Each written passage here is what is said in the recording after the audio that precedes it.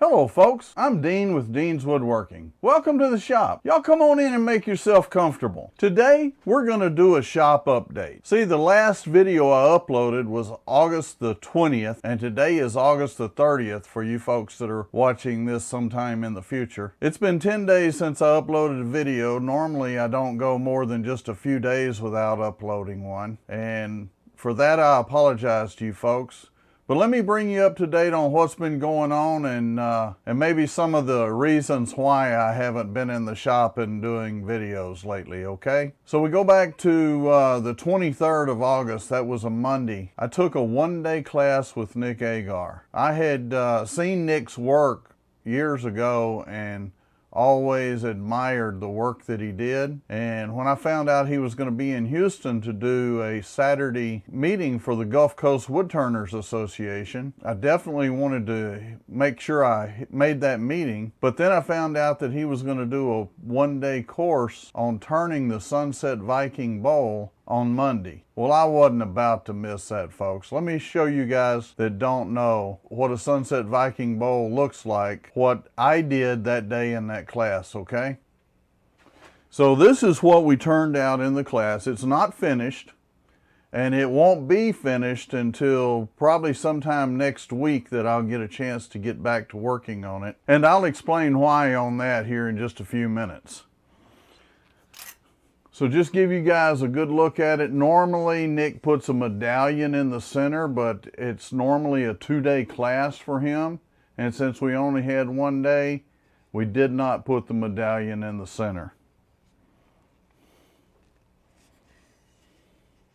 All of the decoration on that is either hand punches or the Sorby texturing tool. Either the small one or the large one. I used both on this. And I'll put a second coat of gilding on there to finish that up so it's not blotchy like it is now. And then we did the airbrush in the middle, the texturing on the rim, and once I get everything sprayed with lacquer in the center, I'll come back and put a coat of gilding on the rim too. Overall, I was tremendously pleased with the day. I can tell you as an educator, Nick is absolutely fantastic. He kept everybody moving, everybody at the same pace. There was some that wanted to get a little bit ahead. There was some that wanted to lag behind just a little bit, but Nick did a fantastic job of helping those that needed help and slowing some of them down that didn't need to keep on going, okay? And so great job, Nick. Thank you for an excellent day, and if any of you are out there wanting to take a course, and I advise everybody, you can't learn enough about wood turning.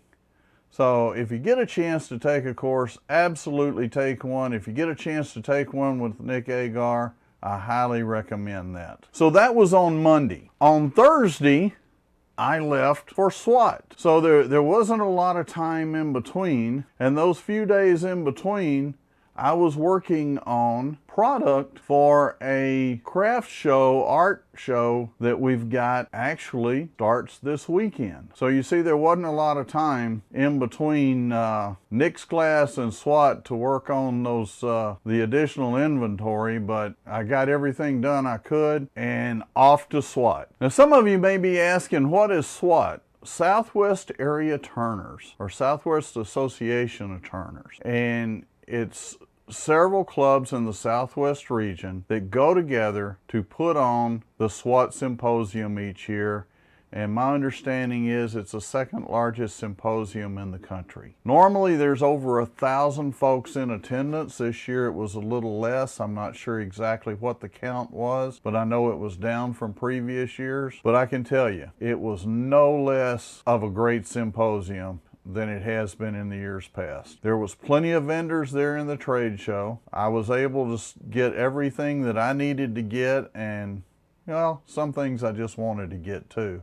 So I added a couple of CBN wheels for my grinder, added some handles and some bolsters to my Stuart Batty handle system, picked up a couple of tools, quite a bit of wood, and then there's those standard supplies like sanding disc and sanding mandrels and stuff like that, that, you know, they're consumables. You wear them out or you use them up, and believe me, I was getting low on some of that stuff, so I took this opportunity at Swat to stock up, and now I don't have to worry about running out of those supplies. Now, the programs at Swat were absolutely fantastic. There was 2 programs in the morning and 2 in the afternoon, Friday and Saturday, and 2 more Sunday morning. And you had your choice of about 6 or 7 different rooms that you could go to, different speakers all going at the same time. So you could choose what you wanted to attend and what you wanted to learn about. Myself, I went to several. Well, I went to one at every opportunity. I was able to see programs on production turning, on turning wall art, on the finer aspects of spindle turning and bowl turning. Mr. Tim Yoder did one on Banksia pod and how to make an egg out of that. That was a very interesting program. And I can tell you folks, if you were at SWAT and you didn't learn something, it was because you just simply didn't go to any of the courses. They were all very educational, very good courses, and are very good demonstrations, I should say. And I can't say enough about what a great job that the folks of SWAT did putting together the speakers and just making a great event out of everything. Then there was the art gallery. I did some video and I'll do some editing and get that up again with everything going on with the craft and art show. I probably won't get any of that done this week, but next week I'll get that edited so you folks can see what was there at SWAT. But there was just table after table after table. I understand it was over 400 Beads of Courage boxes that the area turners turned and are donating for kids with cancer. And the way I understand this, each time these children go through something, get a shot, have a test, whatever, they get a little bead and they put those beads in their boxes. And I just think it is absolutely marvelous for wood turners to take the time to make these boxes for these children, make their day and their life just a little bit brighter with everything they're going through. So it was truly great seeing just how many boxes were there at SWAT to be given to kids. Pretty awesome feeling when you're standing there looking down that row of tables. And like I said, I'll get that video up for you folks to be able to see exactly what was there. The other thing is there was just table after table of fabulous turnings that folks had put up just to display in the gallery of their work. Some of it just absolutely unbelievable. The very best of the best was there. You'd have to see it to understand what I'm talking about, and I walked down the tables and videoed that as well, so I'll be getting you folks something to look at there so you can just have an idea of the amount of talent that shows up at these SWAT conventions, okay? Now, I have alluded to the fact that we've got a craft art show coming up literally this weekend, and it's Angleton Market Days in Angleton, Texas. If you folks are anywhere in the area and you'd like to stop by and say hello, please come on by. I will be at the show, booth set up, and would love to see you and shake your hand, okay? But I have literally from now until Friday to finish getting everything ready for that show. So again, after this video goes up today, there probably won't be any more videos go up until after this show. Now, I will be filming a couple, so I can tell you what to expect. One of the things that I will be filming is a Snowman Ornament. I want to get several of those turned for the show.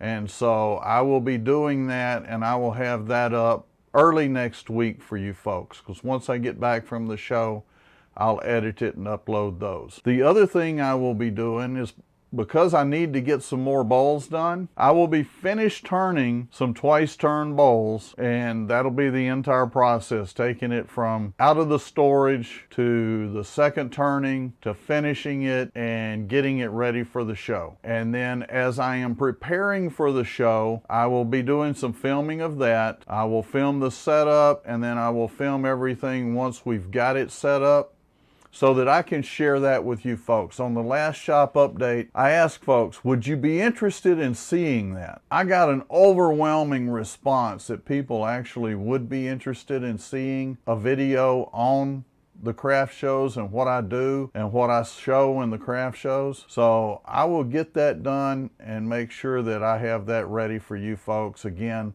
that'll be next week before that comes out, after the show is over and done. Folks, I can't thank everybody enough for watching, subscribing, the comments, everything. And if you like what you're seeing and you haven't subscribed, go down and hit that subscribe button down in the lower corner. And if you want to see the future videos so that you don't miss anything, ring that bell when you subscribe, and that way you get notification when I release a video. That way you don't miss anything, okay? And most of all, thank you folks that are commenting. I really appreciate that. I love hearing the good, the bad, the ugly, because the whole reason I do this is for you folks, to entertain you, educate you, and motivate you to get back out in your shops and turn something. Hopefully I'm accomplishing that. Folks, thanks for watching. Stay safe, stay healthy, and happy turning.